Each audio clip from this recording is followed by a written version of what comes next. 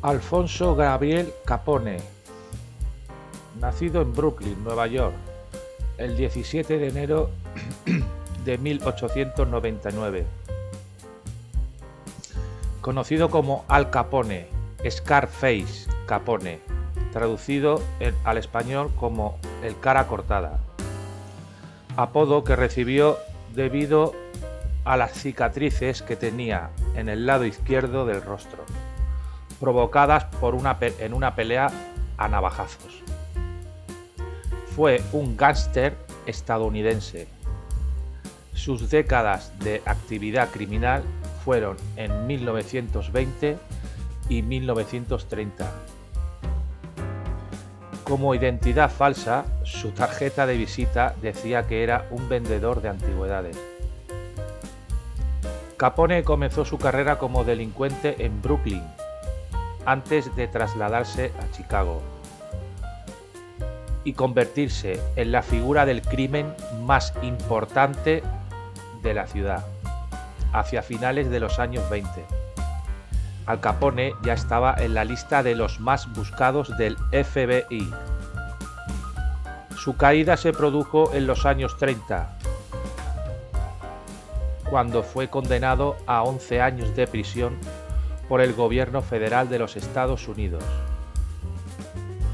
con el cargo de evasión de impuestos, siendo enviado a la famosa prisión de Alcatraz.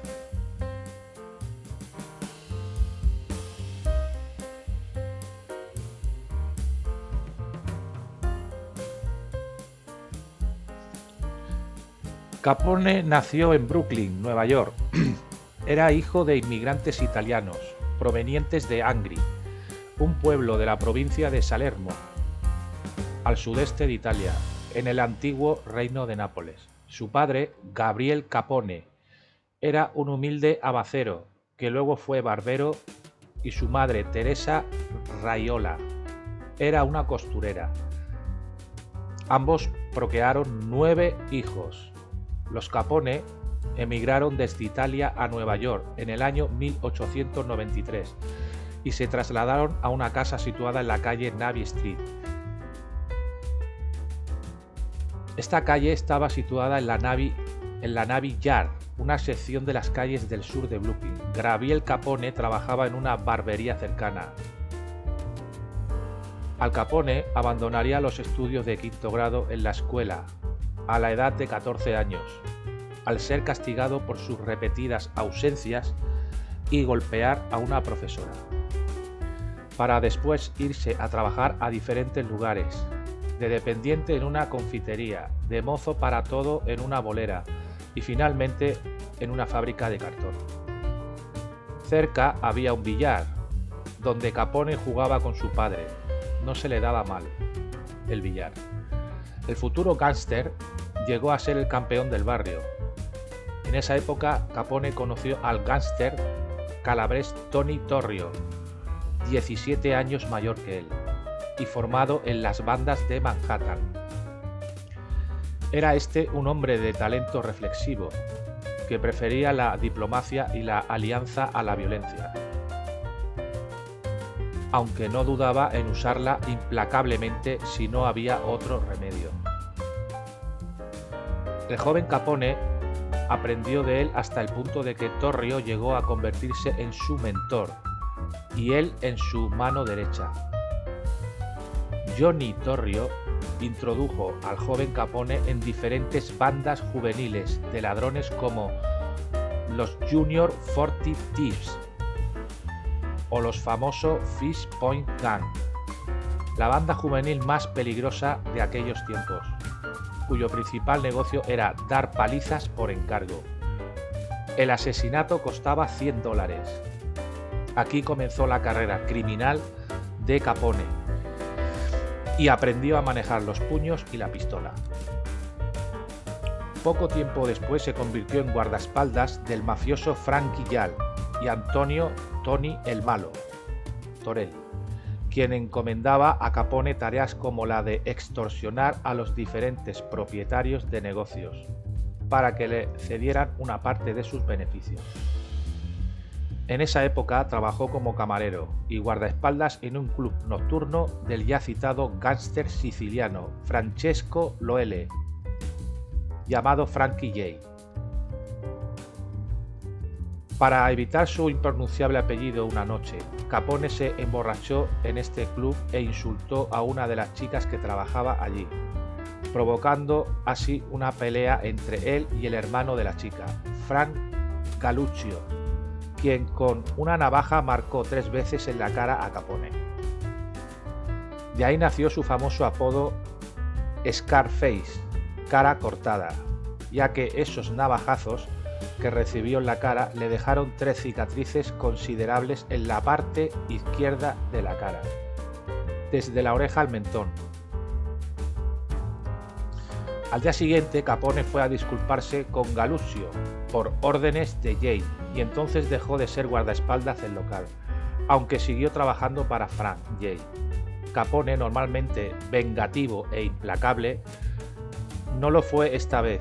Incluso contrató a Galluccio como guardaespaldas y se inventó la historia de que sus cicatrices las debía a la explosión de una granada cuando combatía en Francia. De hecho, nunca fue llamado a servir en otras guerras que en las de Lampa, solamente cuidó de que a partir de entonces lo fotografiaran siempre, exclusivamente por el lado derecho. El 30 de diciembre de 1918, Capone se casó con una dependienta, la irlandesa Mae Josephine Cowling, que había dado a luz a su único hijo, el 4 de diciembre, Albert Francis Capone, así le pusieron de nombre. La pareja vivió en Brooklyn durante un año.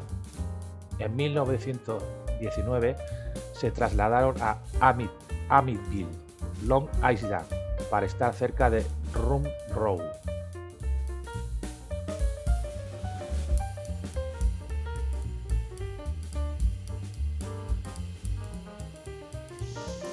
En la época de la ley seca, en 1920, un nuevo negocio prometía fabulosos ingresos por medio del contrabando y venta de alcohol ilegal.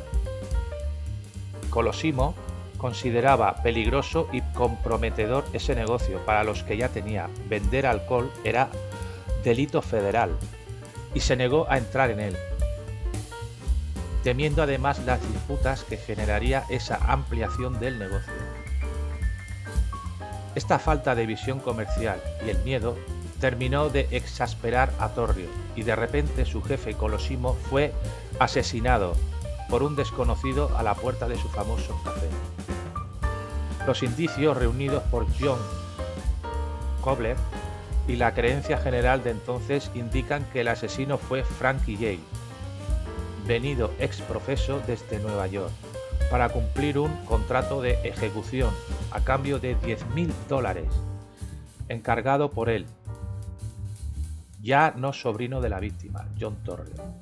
El arzobispo George Mundelein se negó a que el gran proxeneta fuera enterrado en tierra sagrada. Años más tarde, en 1928, Capone ordenaría la ejecución de su antiguo jefe Frankie J por desavenencias económicas. En cualquier caso, Torrio asumió la jefatura del gang de Colosimo, instaló su cuartel general en el burdel Four Deuces y confió a Capone la dirección ejecutiva de la organización de la banda a lo largo de los años 20 para expandir el negocio, explotando principalmente la prostitución, el juego ilegal y el tráfico de alcohol canadiense. Pero tal y como había temido Colosimo, el aroma del alcohol había terminado por envenenar la convivencia entre los grupos criminales de Chicago con sangrientas disputas territoriales,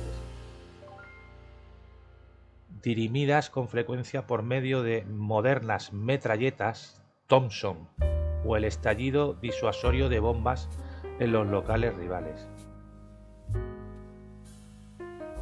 Hasta 100 personas murieron en estos atentados durante la década de 1920.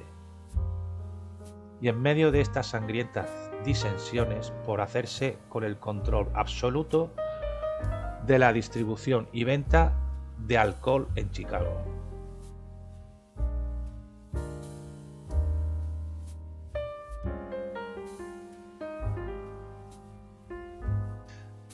Así pues, Capone asumió definitivamente el mando de la banda criminal más poderosa de Chicago, que contaba en sus filas a entre 700 y 1000 maleantes, matones y pistoleros, más aquellos a los que podía recurrir como aliados contratados eventuales. Aunque probablemente nunca fue iniciado en la Cosa Nostra a causa de su origen napolitano. Trabajó como asociado en la mafia siciliana y se adueñó del AMPA de Chicago, formando un grupo criminal de orígenes mixtos, marcando una tendencia que se iría haciendo general, tras eliminar a todos sus rivales en una serie de guerras y asesinatos, cuyo detonante fue el asesinato de Dean Charles O'Banion. Hacia 1926, Capone ejercía el control del crimen total en la ciudad.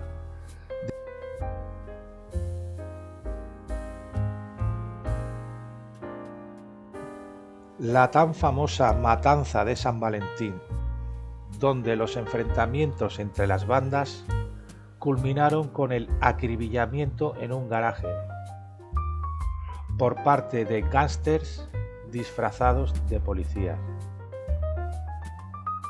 Parte de esa banda había participado en los atentados contra Torrio. Y a partir de esa revancha, el dominio sobre Chicago de Al Capone fue prácticamente absoluto.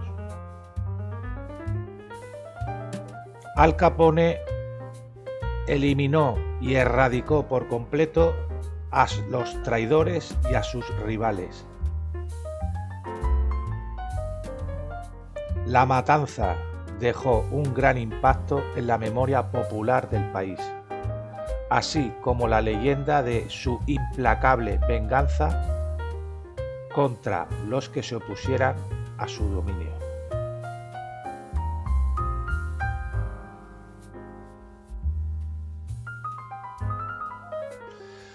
El 13 de octubre de 1931, Al Capone fue declarado culpable en 5 de los 23 cargos que le imputaron y sentenciado a 11 años en una prisión federal.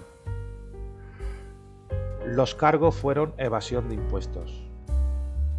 En un principio fue enviado a una prisión de Atlanta en 1932. Sin embargo, el gángster aún era capaz de controlar la mayoría de sus negocios desde este centro,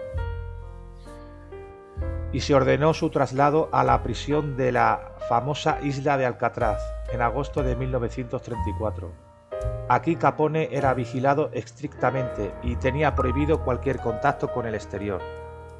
Al revocarse la ley seca en aquellos tiempos y con su líder bajo confinamiento, el imperio de Capone pronto comenzó a debilitarse y a caerse.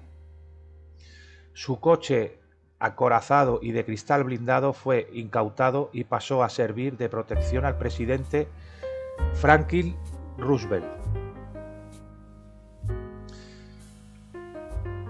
A mediados de 1930, estando en Alcatraz, era uno de los reclusos más famosos de la cárcel y se entretenía tocando el banjo.